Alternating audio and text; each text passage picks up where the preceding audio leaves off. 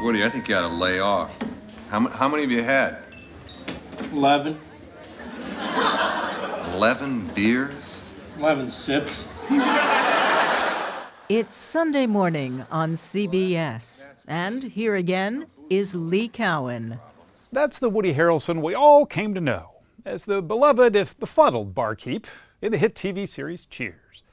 This morning, he's in conversation with our Ben Mankiewicz, talking about passions, new and old. So, Ben, what we have here is a lot of marijuana. Is that what this is? Oh, all right. It likely doesn't come as a surprise And this is more like smokable stuff. that Woody Harrelson is a weed fan. It's just a little dream of what a great dispensary could be.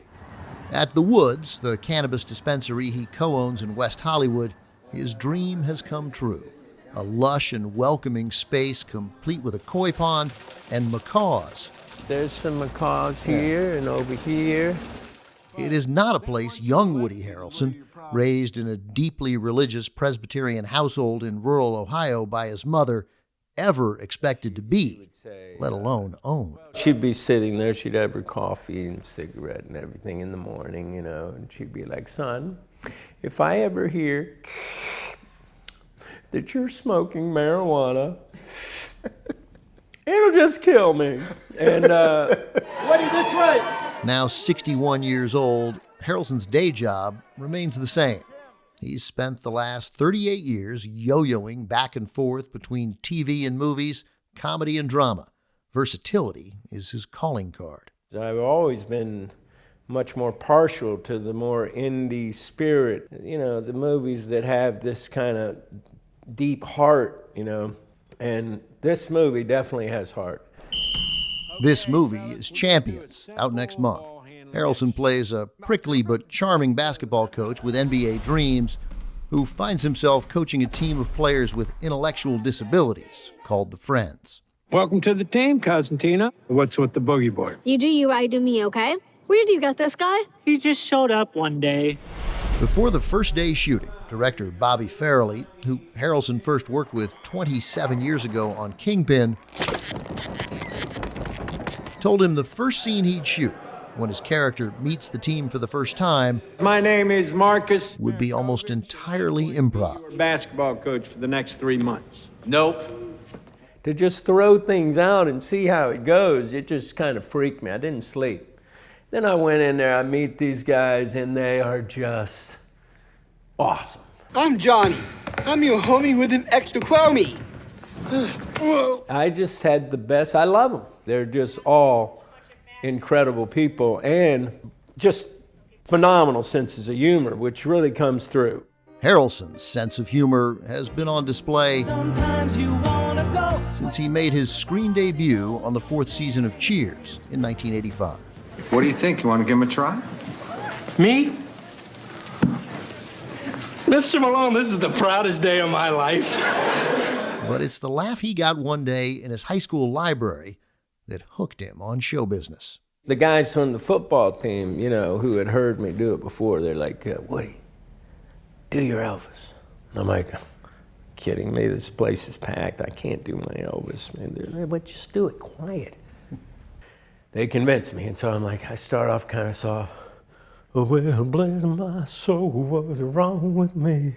I'm like a man on a fuzzy tree. And before you know it, I'm in the middle of a circle of the entire library, including the librarian, has gathered around, and they're like clapping.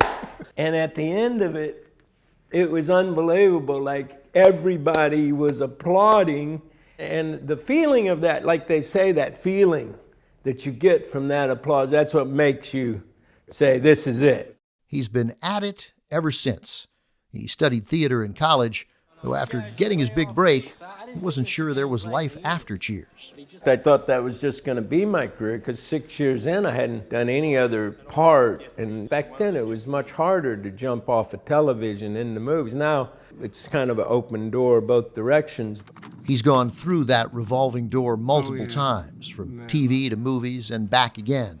Along the way, there have been a couple of whiffs. You turn stuff down a lot, right? Or you have? Well, I should. No, I don't think you should. No, I do, of course. Jerry Maguire? Yeah, that was a blunder. And then like 2 days later, I hear Tom Cruise is doing it, and I'm like, oh, I might have fucked that up. There haven't been many mistakes. He has an Emmy for Cheers, 3 Oscar nominations, and a film he made last year, Triangle of Sadness, is nominated for Best Picture. When he's not working, the father of 3 girls lives in Maui and Texas with his wife Laura. We call this the treehouse. But wherever he is, he always seems to be in Woodyville. You're a vegan, you're an environmentalist, you're a cannabis advocate, but you seem to know you don't want to bully other people into your ways of thinking, even though you feel passionate about it. Well, I never noticed that preaching works. It's like me trying to tell someone, don't eat that cheese, has never, ever worked. What works for Woody changes. For a while, a few years back, he even gave up weed. I wanted to be emotionally available. To your family? To my family, to my friends. It was a good experiment.